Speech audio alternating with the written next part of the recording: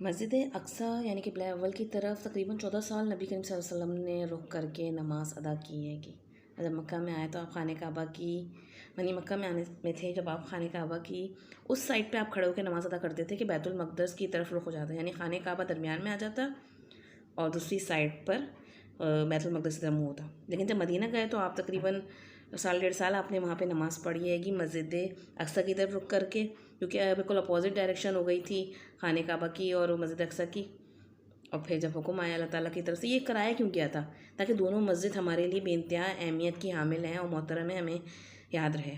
इन दोनों मसाजिद के हवाले से अल्लाह ताला का कानून रहा है कुछ कि बैतुल मक़दस की हिफाजत अल्लाह ताला ने अपने बंदों से कराई है और बैतुल्लाह की हिफाजत तो अल्लाह ताला ने ख़ुद फरमाई है। जैसे कि हम देखते हैं अब्राहा का लश्कर हाथियों के साथ चढ़ाई करने आया बैतुल्लाह पर, तो अल्लाह ताला ने किस तरह अबाबील के ज़रिए से तहस नहस कर दिया।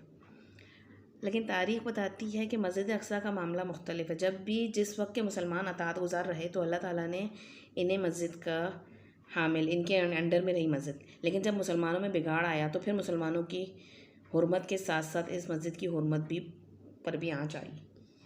देखें ना, बनी इसराइल की तारीख भी हमने पढ़ी है तो पता चलता है कि जब इस वक्त की उम्मत सही रास्ते पे चली तो अल्लाह ताला ने इनमें दाऊद और सलमान अलैहिस्सलाम जैसे अम्बिया को हुक्मरान बनाया, उनकी सल्तनत कायम हुई। लेकिन जब इस उम्मत में बिगाड़ आया तो फिर शदीद ज़ालिम और जाबिर लोग मुसल्लत हुए जिन्होंने खूब खून बहाया इस मस्जिद में, यहाँ तक कि इस मस्जिद की ईंट से ईंट भी तबाह कर दी, इसकी बुनियादें भी खोद डाली। तो ये ज़मीन तो है ही बहुत बरकत वाली। तो जब भी बंदा कोई, याद रखें, ख़ास पोजीशन या टाइटल किसी बंदे को मिलता है ना तो उस पर कुछ ज़िम्मेदारियाँ आयद होती हैंगी, और अगर वो ज़िम्मेदारी अदा ना करे ना तो फिर क्या होता है। हम दुनिया में देख लें, लड़कियां जैसे समझ सकती हैं कि कवारी होती हैं, उस वक्त तक कोई ज़िम्मेदारी नहीं होती, लेकिन जब शादी हो जाती है तो फिर क्या होता है। बात बात तो सुनाया जाता है तुम्हारी ये माँ का घर नहीं है, ये अपनी ज़िम्मेदारी संभालो। तो समझदार लड़कियाँ क्या होती हैं, वो ज़िम्मेदार होती हैं और बहुत जल्दी दूसरों का दिल भी जीत लेती हैं, और जो बेवकूफ़ होती हैं वो अपने ही घर तोड़ डालती हैं। तो ऐसे ही उम्मत होने के नाते भी हम पर कुछ ज़िम्मेदारी आयत होती है कि कुरान मजीद में अल्लाह ताला फरमाते हैं कुंतुम खैरा उम्मत उखरिजत लिन्नास, तुम एक बेहतरीन उम्मत हो, तुम लोगों के लिए निकाली गई हो, तुम अपने लिए पैदा नहीं की गई हो, तुम लोगों के लिए निकाली गई। तुम्हें लोगों को रब से जोड़ना हैगा, लोगों की भलाई के काम करने हैं, और तुम क्या कर रही हो आज? बताएं आज उम्मत के बच्चों को हम क्या सिखा रहे हैं? हम क्या उनको एम दे रहे हैं, क्या उनको विजन दे रहे हैं कि बेटा अच्छा पढ़ना हैगा, फिर अच्छी जॉब मिलेगी, फिर अच्छा घर होगा, फिर अच्छी ज़िंदगी, फिर आराम से सुकून लेविश लाइफ स्टाइल। ये सब चीज़ें तो अल्लाह ताला ने हमारे लिए जन्नत में रखी हैंगी ना। दुनिया के लिए मोमिन के लिए दुनिया तो कैद खाना हैगी, और काफिर के लिए दुनिया जन्नत है कि वो दुनिया में सब कुछ बनाना चाहता है। तुम्हें कुरान मजीद में अल्लाह ताला कह रहे तुम तो लोगों के लिए निकाली गई हो, लेकिन जानिए कुरान से दूरी की वजह से हमने औलादों का भी हक अदा नहीं किया। क्या सिखा के जा रहे हैं आप? देखें साहबियात बच्चों को दूध क्यों पिलाती थी कि ये मजबूत होंगे तो उम्मत की मजबूत होगी, उम्मत के लिए कुछ करेंगे कुछ ये। और आज की माँ दूध पिलाती है कि बच्चा सो जाए। देखिए उम्मत सो रही है, उम्मत तो कोई होश नहीं है कि क्या हो रहा है। उन्हें बस अपनी फिक्र रहेगी कि मेरे खाने पीने को चलता रहे। आपको पता है ज्यूज़ जो हैं वो कैसे फ़लस्तीन में आके काबिज़ हुएंगे? ये वो कौम थी जो पूरी दुनिया में पिस रही थी। 1000 साल इन्होंने मुसलमान ममालिकों में, मुस्लिम कंट्रीज़ में जाकर इन्होंने सुख का सांस लिया हैगा, वरना हर जगह इन पर जुल्म सितम ढाए जा रहे थे। और जब 1910 में यहूद जो थे बड़ी मुश्किल से नकल मकानी करके फ़लस्तीन पहुंच रहे थे, तो इन्होंने ब्रिटिश से, जो बहुत कमज़ोर, हर एक ज़ाती बात इस काबिल नहीं था, कुछ यहूद थे जो बहुत अमीर थे, लेकिन इनकी जो ज़ाती बात है कौम आवाम थी पूरी, वो सब तो ऐसी नहीं थी ना। तो इन्होंने ब्रिटिश से इजाज़त लेके एक बिल्डिंग की इजाज़त ली थी वहाँ पे, और वहाँ पर इन्होंने उस बिल्डिंग में आधी बिल्डिंग में इन्होंने अस्पताल कायम किया और आधी बिल्डिंग में इन्होंने स्कूल कायम किया।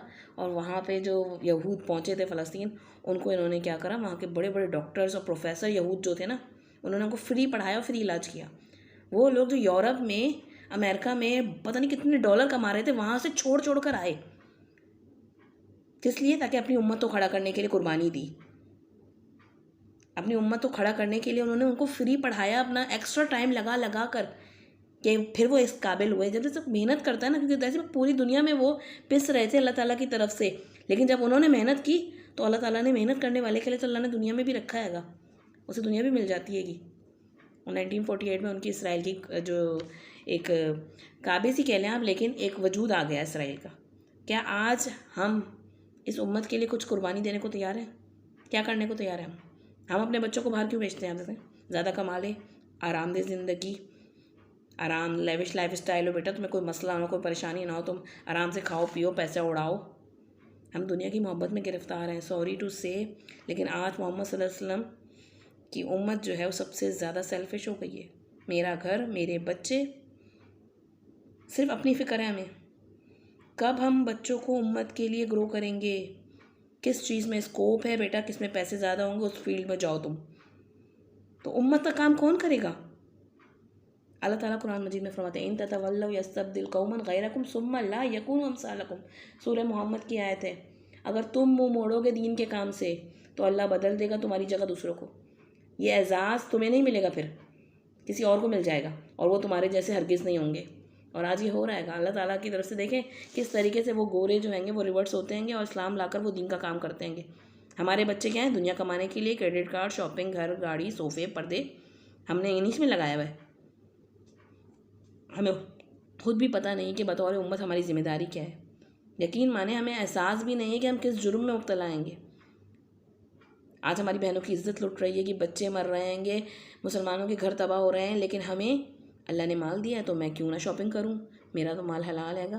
क्या उस्मान बिन अफ़्फ़ान रज़ियल्लाहु के पास माल नहीं था? क्या अब्दुर्रहमान बिन औफ़ के पास माल हलाल नहीं था? लेकिन जब उम्मत गिर रही हो, उम्मत का अभी डाउनफॉल चल रहा हैगा, उस वक्त हम अपने महलात तामीर करते रहें, क्या ये जुल्म ना होगा? क्या कर रहे हैं हम अपने बच्चों के साथ? बस आउटिंग पे लगे रहें, प्लान करते रहें। माफ़ कीजिए, हो सकता है मेरी बातें सख्त लग रही हूँ, लेकिन हो सकता है आज मेरा रवैया कुछ हार्श हो जाए, बट हम एक उम्मत हैं। हमने इनके चेहरों को नहीं देखा? आप देखें किस तरीके से एक बाप था, उसके 4 बच्चे मर गए थे और वो अपनी बीवी की मैयत से लग कर रो रहा था कि मेरी बीवी तुम मुझसे पहले जन्नत में चली जा रही हो। और उसको किसी ने बताया कि तुम्हारा एक बच्चा बचाएगा 5 माह का, और यकीन जाने वो फ़ौरन भागता गया और अल्हम्दुलिल्लाह कहने लगा और सजदे में गिर गया, बच्चे को प्यार किया। वहाँ पे सकीनत नाजिल हो रही है उनके ऊपर। और आज हमारे यहाँ इतना सामान है दुनिया का, लेकिन हमारे यहाँ नाशुक्री देखें कितनी है। हम कैसे बच्चे पाल रहे हैं? जब दिल चाह, रात को जब भूख लगी बस फूड पांडा ऑर्डर किया। तो ऐसे बच्चे कहीं सख्तियाँ झेलने वाले नहीं होंगे तो वो क्या उम्मत का काम करेंगे? वो तो अपने बुढ़ापे में अपने वालिदैन को संभालने वही बहुत है। फिर से माजरत करूँगी, लेकिन इमोशंस जो हैं वो कुछ बाहर हो रहे हैं। याद रखें, उम्मत के जिस हिस्से पे जुल्म हो रहा है ना, वो बेहतरीन सरजमीन है। वो लोग सख्तियाँ झेल कर माफ़ होकर साफ़ होकर जन्नत की तरफ रवा दवा हैं। असल आजमाइश में हम हैं। वो तकालीफ के बावजूद देखें किस तरह उनका अल्लाह पे भरोसा आएगा, उनमें एक सकीनत और इत्मीनान वाली कैफियत है कि हमारे यहाँ सुसाइड रेट हो रहे हैंगे। हम ज़्यादा बड़ी आजमाइशों में हैं, हम क्यों नहीं एहसास करें? प्लीज़ हो सकता है हर एक को मेरी बातें पसंद ना आए, लेकिन कुरान की तालीम को सामने रखते हुए तन्हाई में ठंडे दिल से ख़ुद से सवाल करें, क्या मैं जो ज़िंदगी गुजार रही हूँ वो सही है? अपने आप से सवाल करें इससे पहले कि सवाल किया जाए हमसे कब्र में। अपने आप को आज एतराफ़ कराएं कि हम दुनिया की मोहब्बत में गिरफ़्तार हैं।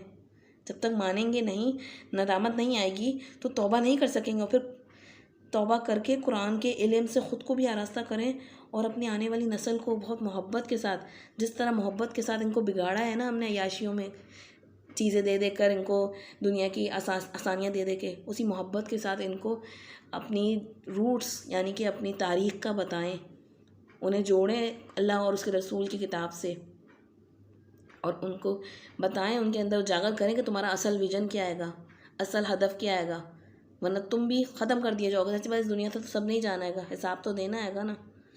और आज ऐसा ना हो कि हमारे गुनाहों की वजह से उम्मत के एक दूसरे पार्ट पर मुश्किल वक्त आ रहा हो। ये होता हैगा क्योंकि हम एक उम्मत है ना, एक होल बॉडी की तरह है ना।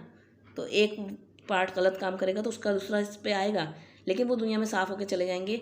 हमसे तो पूछ होगी ना। हमने इस किताब को थामना हैगा ज़रूरी।